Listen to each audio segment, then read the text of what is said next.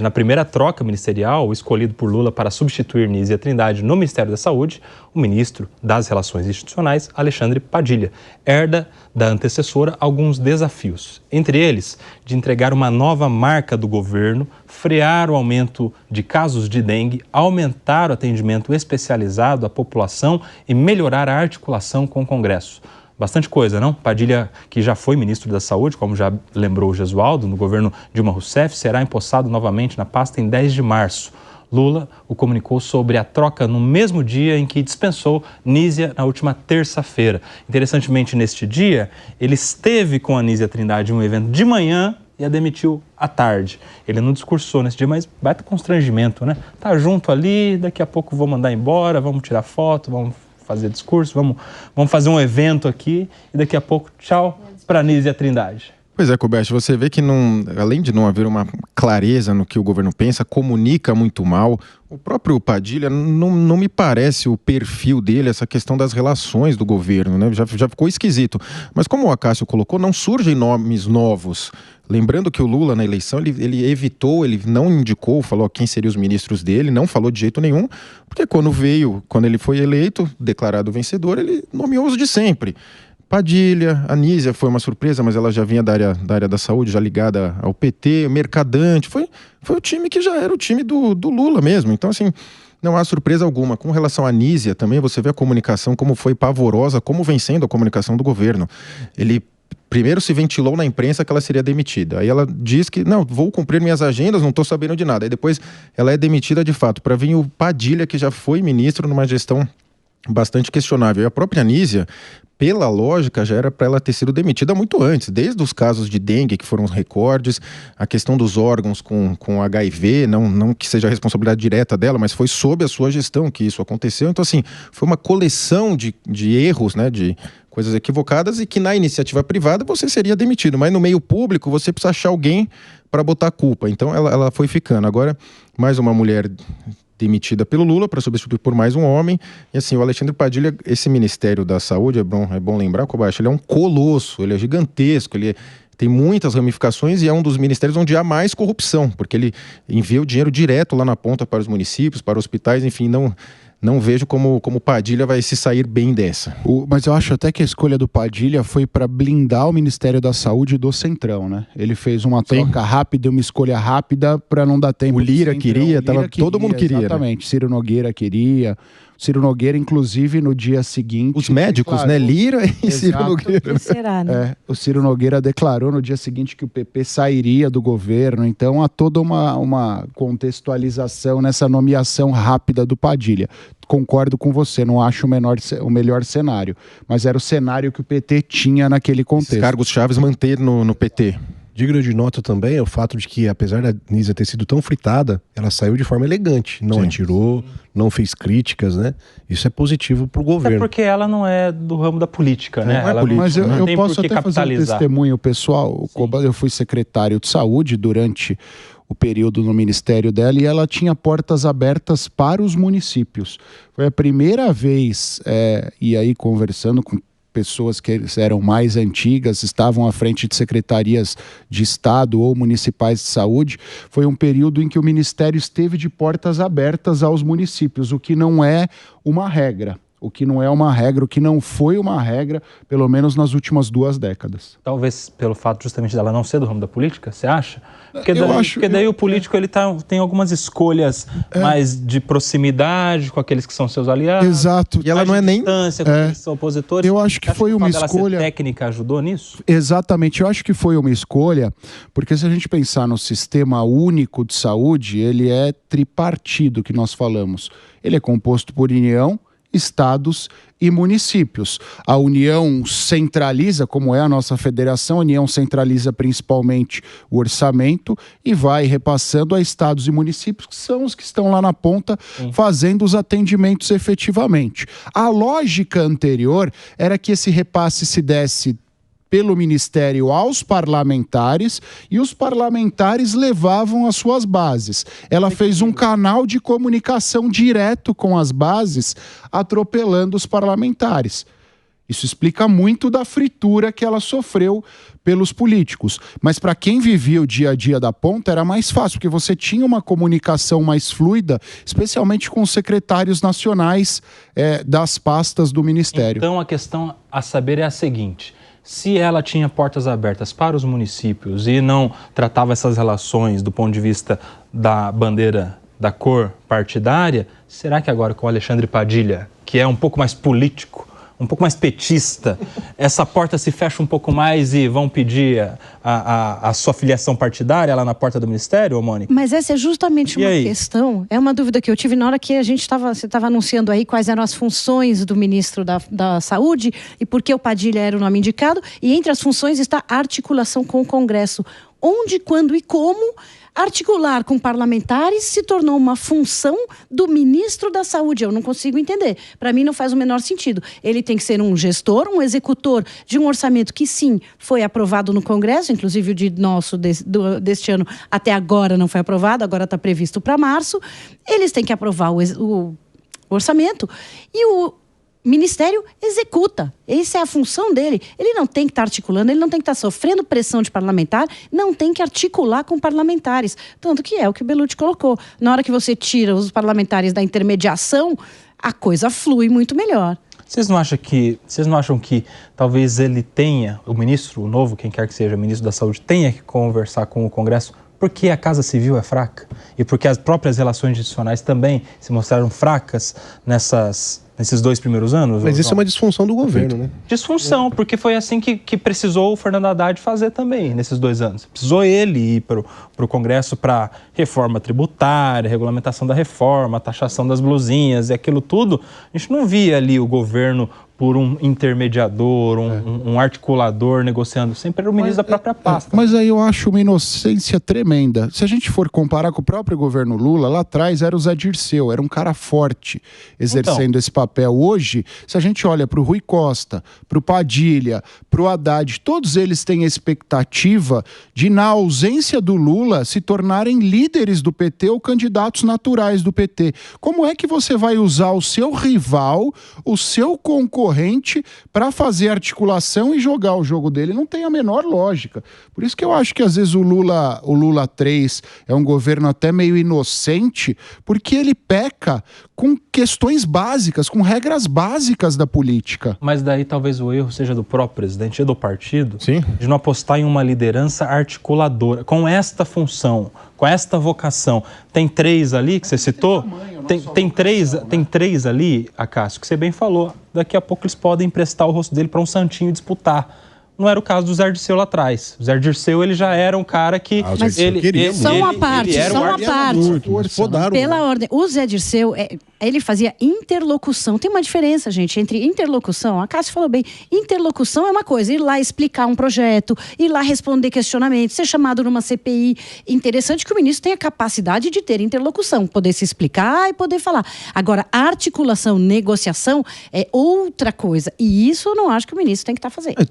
É bom lembrar que grande parte dos ministros sofreram desmandos públicos do próprio Lula. Ele fez alguns eventos e deu alguns desmandos, principalmente no Haddad. Então, eles ficam meio assim também, porque a figura do Lula fica a escora para todos eles. Estão escorando aqui no Lula. Tem tanta razão que na última fala dele, desastrosa novamente, ele disse o seguinte: os nossos ministros não sabem o que o governo faz. Como é que o presidente fala isso, seu próprio ministro? Publicamente, exatamente. E como foi colocado aí na notícia, não há uma marca do governo Lula. Qual que é a marca desse governo? Ele está tentando a todo custo, pé de meia, outro, mas assim, não tem uma marca. O que tem é recorde de queimadas, recorde de dengue, todos esses recordes negativos. Então, talvez por isso aposta no Padilha. Porque o Padilha, gostando dele ou não, gostando da marca ou não, ele é lembrado pelo Mais Médicos, por exemplo. Que para boa parte da população é uma marca ruim de trazer médicos cubanos, mas para aquela parte mais pobre que só teve acesso ao médico cubano é uma marca boa, né? E aí? O diálogo do PT com as suas bases, efetivamente, com o seu eleitorado, com o PT raiz, com o PT dos rincões do país. Mas eu não acho que essa tenha sido a razão, eu disse lá atrás, repito, para a escolha do Padilha. Padilha foi escolhido porque tinha que ser uma escolha rápida para blindar o ministério do Centrão. Então ele foi meio por, você não tem tu, vai tu mesmo, blinda o ministério aí pra gente e vambora. Porque agora o PT vai ter que acolher, a gente já falou isso aqui em outras oportunidades, vai ter que acolher o Lira, vai ter que acolher o Rodrigo Pacheco. Eu acho que numa próxima fase de reforma ministerial. Eu acho que o Lira vira. Nós falamos inclusive na eleição. Fala bem rápido. Lira vira. Lira vira. Tá com fonoaudiólogo em dia, o Acácio Miranda. Acácio, o Pacheco seria um nome pro STF? Eu acho que não, ele é candidato ao governo de Minas. O PT não tem dentro do seu arco de alianças alguém, o Koba disse, para mim o Pacheco é candidato pelo PSD numa composição com o PT ao governo de Minas. E já ficou claro, pelas duas indicações anteriores do presidente Lula ao STF, que essa indicação para o STF não tem influência política, não tem influência da militância, não tem influência de ninguém, a não ser da própria confiança do presidente Lula, vez que, quando ele era réu nas ações da Lava Jato, aqueles seus indicados não foram tão leais, na visão dele, a indicação que ele já havia feito um dia. Tem o livro 11 Supremos, fica a recomendação, eu confesso que não lembro o nome do jornalista, ele fez doutorado comigo em Brasília, ele é chefe da sucursal da Folha em Brasília. E no livro 11 Supremos ele fala exatamente isso. Depois do mensalão e da Lava Jato, não tem mais essa de escolha ideológica ou técnica para o Supremo. Vai todo mundo, seja de direita ou de esquerda, mandar os amigos para o Supremo para que eles sirvam lá como advogados do presidente ou do ex-presidente. Um bom palpite seria ver quem é o advogado atual. Aí a chance é grande de ser esse. O motivo para acabar com o foro privilegiado. Muito rapidamente, para a gente fechar essa troca ministerial aí de Padilha na saúde e Gleisi nas relações institucionais. Para o lugar do Padilha, já sabemos, indicada Gleisi Hoffmann, presidente do partido nos últimos anos. Deveria ter sido alguém do Centrão, João Bellucci? Rapidamente. Acho que sim, até para o governo tentar uma sobrevida. E aí, Mônica? Teria chance de não ser um petista para essa pasta? Infelizmente não teria, porque precisaria novamente um critério técnico de alguém que fosse bom de articulação, e não parece ser o caso da Gleisi, para quem conhece a história dela, né? E o seu Gesualdo Almeida? Eu não acho que foi um nome desejável por ninguém e acho que ela vai ter muita dificuldade para conseguir colocar o governo no eixo das negociações com o Congresso. E você, Acácio Miranda? Era uma escolha de Sofia, né? Você dá a caneta para a chave do galinheiro para Raposo ou não, mas eu acho que para ter tranquilidade e o governo tocar suas pautas principais seria necessário. E já tinha um nome, né? O Centrão queria Isnaldo Bulhões, que é um deputado do MDB de Alagoas, salvo engano. Agora, muito rapidamente aqui, quero fazer uma provocação para saber se é muita loucura ou não. Você acha que diante da altíssima impopularidade e da curva de impopularidade que aponta para que isso piore ainda mais, não seria a hora do presidente chamar o vice, o Geraldo Alckmin, para socorrer e ser este mediador neste momento? Ou é muito arriscado para o Lula dar projeção para o seu vice? Eu acho que é exatamente isso que você colocou. O Alckmin, ele tem esse trânsito. Isso basta ver aqui no interior de São Paulo, por mais questionável que tenha sido a sua trajetória, na minha visão, essa questão de abraçar o PT no final das contas, mas ele teria esse poder, ele já faz, ele tem esse poder de articulação. Agora, como você colocou, e o Acácio mencionou a expressão perfeita, é a escolha de Sofia. Se eu insuflo ele, ao mesmo tempo eu crio meu próprio inimigo, viu, Kobayashi? Mas eu acho que o Alckmin, vou citar os 3 estados que você falou, Rio de Janeiro, Minas Gerais e agora São Paulo. O Alckmin, pelo PSB, vai ser o candidato do PT em São Paulo. Ele tem refutado um pouco. Governo ou Senado? O governo do estado. Não pelo PT, mas apoiado pelo PSB, apoiado pelo PT. Mas com a possibilidade cada vez maior da candidatura de Tarcísio de Freitas à presidência da República, o Alckmin passa a ser competitivo. Se a gente olhar para a pesquisa da Paraná essa semana... Competitivo no estado. No estado de São Paulo. Quando a gente tira o Tarcísio de Freitas da disputa para o governo do estado de São Paulo, porque o Tarcísio é imbatível, mas quando a gente tira o Tarcísio da disputa para o governo do estado de São Paulo, o Alckmin lidera em todos os cenários. Então esse pode ser um prêmio de consolação para o Geraldo Alckmin, porque o PT já quer alijá-lo da vice-presidência da República. Sabe o que eu acho interessante? Que se esse desenho se concretizar, Tarcísio disputando a presidência, que nega, até mesmo para fazer coro ao discurso do Bolsonaro de que ele que é o candidato. Se o Tarcísio for candidato à presidência e o Geraldo Alckmin for competitivo aqui em São Paulo, o candidato apoiado pela direita seria, em tese, Ricardo Nunes, prefeito de São Paulo Em troca do quê? Quem diria? Em troca do quê? De ele deixar a prefeitura para o PL, para o Coronel Melo Araújo. Então olha o desenho que vai se formando, se isso for de fato levado a efeito lá, o Bolsonaro não for candidato, como hoje não seria por conta da inelegibilidade. Política é como as nuvens, né? Ela vai mudando. Mas se fosse hoje, seria esse o cenário. Tarcísio candidato à presidência, ele não pode falar porque ele começaria a apanhar do próprio Bolsonaro, mas Tarcísio candidato à presidência e Ricardo Nunes representando a direita no estado de São Paulo. Deixa eu te falar uma coisa, isso aí interessaria ao PL especificamente, ter a prefeitura de São Paulo.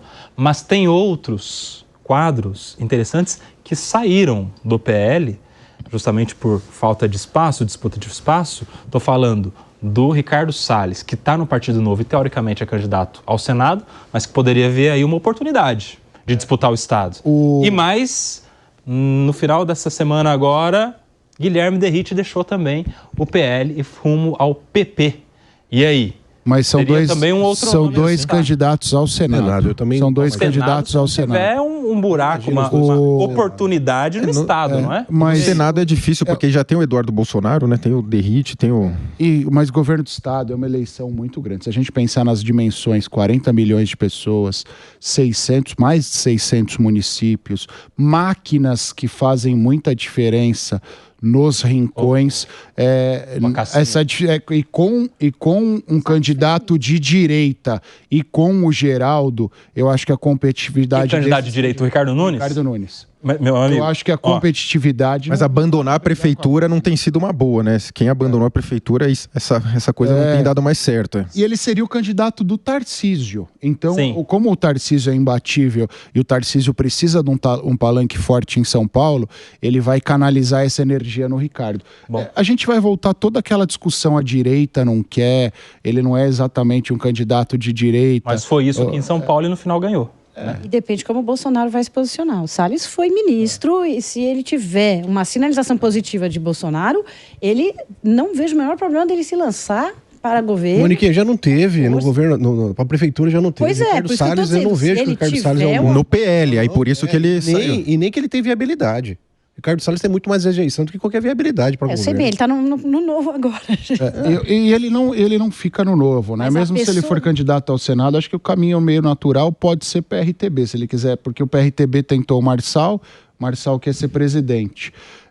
PRTB parece que fez uma proposta para o Manga, o prefeito de Sorocaba, mas por mais que ele tenha aquela pose nas redes, o Manga é um político raiz, daquele que foi vereador. Ele não vai viver uma aventura, não vai largar uma das 6 maiores prefeituras do estado de São Paulo para viver uma aventura no PRTB. Então eu acho que dessa raia da direita é o partido que sobraria.